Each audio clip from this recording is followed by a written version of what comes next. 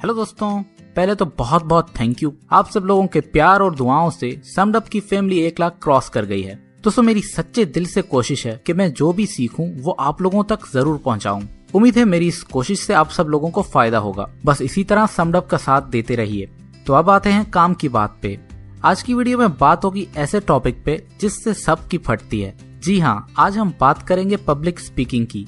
मैं बुक्स बहुत ही सुकून से पढ़ता हूँ और फिर उनकी बातों पे डीपली सोच के मजे लेता हूँ। लेकिन यार, ये बुक पढ़ते हुए अजीब ही घबराहट हो रही थी पेट में, क्योंकि वैसे तो आपका भाई बहुत ही सख्त है, लेकिन स्टेज पे जाने का सुन के बचपन से ही पैक हो जाती है। फिर भले कितनी ही तैयारी कर लो, अजीब सी नर्वसनेस होती है। स्टेज पे खड़े होकर बंदा कुछ सोच ही नहीं पाता।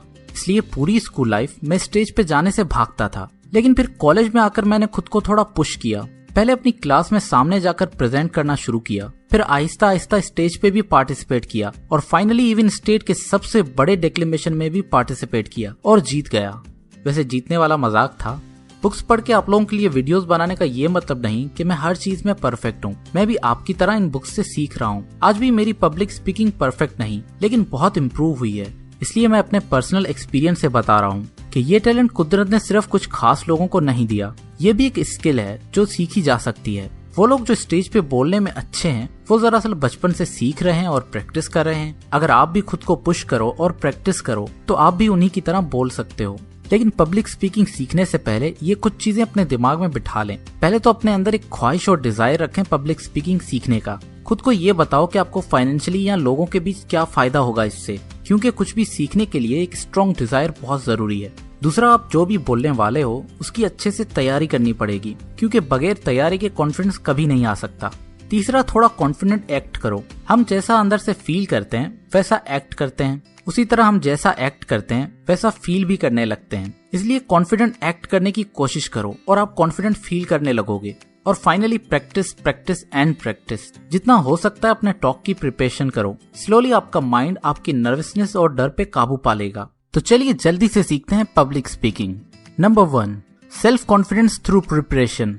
जब किसी बोलने वाले के दिल में सच्चा मैसेज होता है तो सुनने वालों को वो फील हो ही जाता है और उनका इंटरेस्ट उस स्पीकर में बढ़ जाता है। इसलिए कहते हैं दोस्तों, अगर स्पीच अच्छी तैयार की जाए तो डिलीवर करने का 90% काम खुद ही हो जाता है। हर कोई अपना कॉन्फिडेंस बढ़ाना चाहता है, लेकिन उसमें जो तैयारी लगती है वो करने के लिए कोई तैयार ही नहीं, तो कॉन्फिडेंस कहाँ से आएगा। अगर आपको दूसरों के आगे कॉन्फिडेंटली बोलना है तो क्यों ना अपनी तैयारी सही से की जाए।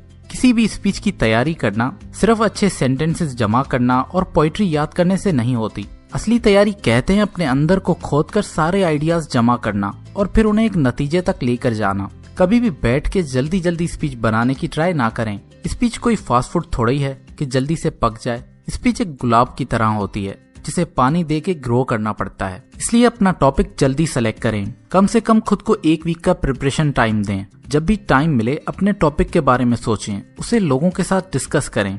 हमारी पूरी लाइफ भरी पड़ी है फीलिंग्स और एक्सपीरियंस के साथ। उस टॉपिक से रिलेटेड जितनी भी चीजें आपके माइंड में स्टोर्ड हैं उन्हें बाहर निकालें। यही अब्राहम लिंकन का मेथड था और यही सब कामयाब स्पीकर्स का मेथड है। फिर जब आपकी इंडिपेंडेंट थिंकिंग पूरी हो जाए तो उस टॉपिक पे बुक्स पढ़ें और इंटरनेट पे सर्च करें। शुरू में जितना भी मटेरियल हो सकता है उसे कलेक्ट करें। पहले से ही एडिट के चक्कर में ना पड़ें। दोस्तों, लूथर बर्बैंक अक्सर 1 मिलियन किस्म के प्लांट्स पैदा करते थे, सिर्फ 1 या 2 अच्छे किस्म ढूंढने के लिए। आप भी उनकी तरह 100 से ज्यादा आइडियाज जमा करें और फिर आखिर में भले 90 निकाल दें। ऐसा करने से आपका मटेरियल भी इम्प्रूव होगा और साथ ही आपका कॉन्फिडेंस भी बढ़ेगा।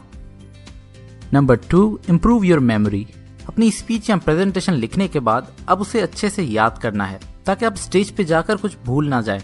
प्रोफेसर सीशोर ने ये पता किया कि आम आदमी अपनी मेमोरी का सिर्फ 10% यूज करते हैं, यानी लोग अपनी 90% मेमोरी का कभी यूज ही नहीं कर पाते, क्योंकि वो याद करने के 3 नेचुरल लॉज को यूज ही नहीं करते। मेमोरी का पहला लॉ है इम्प्रेशन।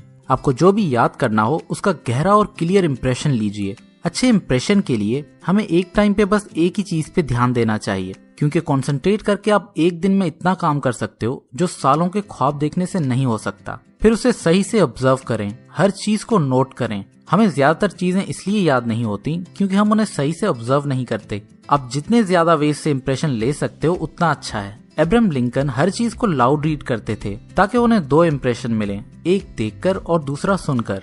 लिंकन की मेमोरी बहुत ही अच्छी थी। वो अक्सर कहते थे, मेरी मेमोरी स्टील की तरह है जिस पे लिखना तो मुश्किल है, लेकिन अगर एक बार लिख दिया जाए तो वो मिटता नहीं। और फाइनली ये याद रखिए कि हमारी आंखों से लिए गए इंप्रेशन सबसे ज्यादा पावरफुल होते हैं, क्योंकि हमारी आंखों को ब्रेन से कनेक्ट करने वाली नर्व्स 25 टाइम्स ज्यादा पावरफुल हैं कानों के मुकाबले में। मेमोरी का सेकंड लॉ है रिपीटेशन। दुनिया में काफी लोग इतनी बड़ी बड़ी रिलीजियस बुक्स सिर्फ बार बार रिपीट करके याद करते हैं, लेकिन दोस्तों रिपीटेशन भी इफेक्टिवली करनी चाहिए। सिर्फ एक बार में बैठ के याद करने की ट्राई ना करें, बल्कि इंटरवल्स में रिपीट कीजिए। इसी तरह आप आधे से भी कम टाइम में याद कर लेंगे। रिचर्ड बर्टन, जो अरेबियन नाइट्स के ट्रांसलेटर हैं, वो 27 लैंग्वेजेस बोल सकते थे। उन्होंने एक बार ये कन्फेस किया कि उन्होंने कोई भी लैंग्वेज सीखने के लिए कभी भी एक बार में 15 मिनट से ज्यादा प्रैक्टिस नहीं की। इस तरह उनका दिमाग फ्रेश रहता था और वो ज्यादा सीखते थे। थर्ड लॉ ऑफ मेमोरी है एसोसिएशन। आप किसी चीज को याद करने के लिए उसे दूसरी चीजों से जोड़ लें। आप जो भी अपने माइंड में डालना चाहते हैं उसे अच्छे से इंट्रोड्यूस करवा के डालें। अगर आपको कोई फैक्ट याद करना है तो उस फैक्ट को अपने माइंड में किसी और चीज से रिलेट कर लें। फॉर एग्जाम्पल, नए लोगों के नाम याद करने के लिए उनसे क्वेश्चन पूछें, जैसे वो क्या करते हैं। अगर कोई अपना नाम समीर बताता है और वो दूध बेचता है, तो आप समीर को दूध वाले से मिला के याद कर सकते हैं। इस तरह आप जब भी उसका नाम याद करने की कोशिश करेंगे तो जैसे ही आप दूध वाले का सोचेंगे आपको समीर याद आ जाएगा। उसी तरह डेट्स याद करने के लिए उन्हें पहले से याद की हुई डेट से रिलेट कर लें। सब कुछ अच्छे से याद करने के बाद भी अगर आप फिर भी स्टेज पे कुछ भूल जाएं और आपको थोड़ा टाइम चाहिए अगला सेंटेंस याद करने के लिए, तो मैं आपको एक प्रो टिप बताता हूँ। जैसे ही आप कुछ भूलें, अपनी ऑडियंस से कोई सवाल पूछें, जैसे पीछे वाले लोगों से ही पूछ लें क्या उन्हें आवाज सही से आ रही है। इस तरह जब तक वो जवाब देंगे आप अगला सेंटेंस याद कर सकते हैं। Number 3, the secret of good delivery. दो भाई साथ ट्रेवल करने गए। वापस आकर दोनों ने एक टॉक प्रिपेयर किया अपने उस एक्सपीरियंस को लोगों के साथ शेयर करने के लिए। उन्होंने लंदन में एक हॉल बुक किया जहां सुबह एक भाई बोलता था और शाम में वही सेम टॉक दूसरा भाई देता था। लेकिन उनमें से एक टॉक को लोग ज्यादा पसंद कर रहे थे और दूसरा लोगों को इतना पसंद नहीं आ रहा था। दोनों के टॉक सेम टू सेम लिखे हुए थे, हर वर्ड सेम टू सेम था, लेकिन फिर भी इतना अलग रिस्पॉन्स कैसे? क्योंकि दोनों के अल्फाज तो सेम थे लेकिन कहने का तरीका डिफरेंट था। एक भाई लोगों से कनेक्ट कर रहा था, वहीं दूसरा उन्हें बोर कर रहा था। दोस्तों, हम क्या कहते हैं उससे कहीं ज्यादा मैटर करता है हम उसे कैसे कहते हैं, क्योंकि वर्ड से कहीं ज्यादा पावरफुल उन वर्ड्स को बोलने का फ्लेवर होता है। काफी लोग बस लोगों के सामने आकर ऐसे ही सीधे खड़े हो जाते हैं। वो अपने सुनने वालों को इग्नोर करते हैं, कभी लोगों के ऊपर देख रहे होते हैं तो कभी फ्लोर में देख के बात कर रहे होते हैं। दोस्तों, बात को ऐसे डिलीवर करना पूरी बात का मतलब ही मार देता है। इस तरह स्पीकर का ऑडियंस से कोई कनेक्ट ही नहीं होता और कम्युनिकेशन किसी काम की नहीं होती। आजकल ऑडियंस चाहती है कि स्पीकर उनसे उतना डायरेक्टली बात करे जैसे वो उनसे अकेले में करेगा, उसी सेम तरीके से लेकिन ज्यादा एनर्जी के साथ, ताकि उसे सब सुन पाएं। एक अच्छा टॉक कन्वर्सेशन की टोन में होना चाहिए। जब आप ऑडियंस से बात करें तो आपको ऐसे बात करनी चाहिए जैसे किसी एक बंदे से बात कर रहे हैं। कभी भी दूसरों को कॉपी करने की ट्राई ना करें। हर इंसान की अलग पर्सनैलिटी होती है, इसलिए अपने टॉक में अपना फ्लेवर और अपनी पर्सनैलिटी लेकर आएं। अब नेचुरली बात करने का कहना तो आसान है, लेकिन ये करना बहुत ही मुश्किल है। अपनी नेचुरल टोन को ढूंढने का सिर्फ एक ही तरीका है और वो है प्रैक्टिस। बस नॉर्मल वे में बात करने की ट्राई करते रहें और ओवर टाइम आपकी नेचुरल टोन उभर कर आएगी। लेकिन शुरू में आप एक ट्रिक यूज कर सकते हैं। ऑडियंस में से किसी भी डल बंदे को देखते हुए बात करें। ऐसा इमेजिन करें कि उसने आपसे क्वेश्चन पूछा है और आप उसका जवाब दे रहे हो। इस तरह आपका बोलने का अंदाज ज्यादा डायरेक्ट और नेचुरल रहेगा। फाइनली, बात करते हुए 4 चीजों का ख्याल जरूर रखें। पहली, अपने सेंटेंसेस में उन इम्पोर्टेंट वर्ड्स पे एम्फेसाइज करें। उन इम्पोर्टेंट वर्ड्स पे ऑडियंस की अटेंशन लेकर आएं।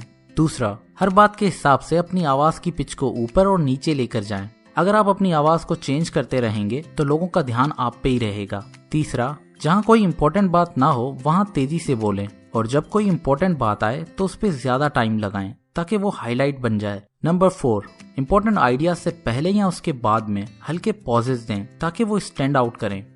बोलते हुए अपने चेहरे पे स्माइल रखें, साथ ही अच्छे से ड्रेस होकर जाएं ताकि आप ज्यादा कॉन्फिडेंट और अच्छा फील करें। और दिल खोलकर बिंदास बोलें, आपकी बात लोगों के दिल तक जरूर पहुंचेगी।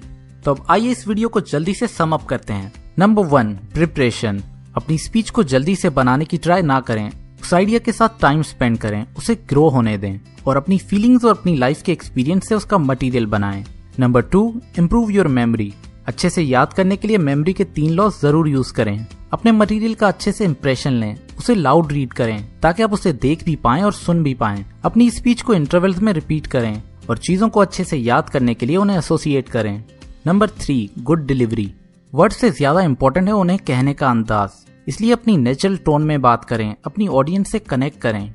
दोस्तों ये बातें मैंने आपको डेल कार्नेगी की famous book how to build confidence and influence people by public speaking से बताई हैं। इस बुक में और भी बहुत काम की बातें हैं, इसलिए आपको जरूर पढ़नी चाहिए। अगर आप ये बुक लेना चाहते हैं तो मैंने लिंक डिस्क्रिप्शन में रख दिया है। दोस्तों उम्मीद करता हूँ ये वीडियो आपको पसंद आई होगी, तो लाइक करके और कमेंट करके बताएं। मैं आपके सारे कमेंट्स खुद पढ़ता हूँ। हमारे 100 बुक्स अ ईयर चैलेंज में से 2 बुक्स हो चुकी हैं और 98 आने वाली हैं। अगर आप उन्हें मिस नहीं करना चाहते तो अभी सब्सक्राइब करें और बेल के आइकन को प्रेस करें। मैं आपसे ऐसे ही हर वेडनेसडे और सैटरडे मिलता रहूंगा। अगर आप समडअप को सपोर्ट करना चाहते हैं तो इस वीडियो को अपने दोस्तों के साथ शेयर करें। अपना ख्याल रखिए, सीखिए और सिखाते रहिए।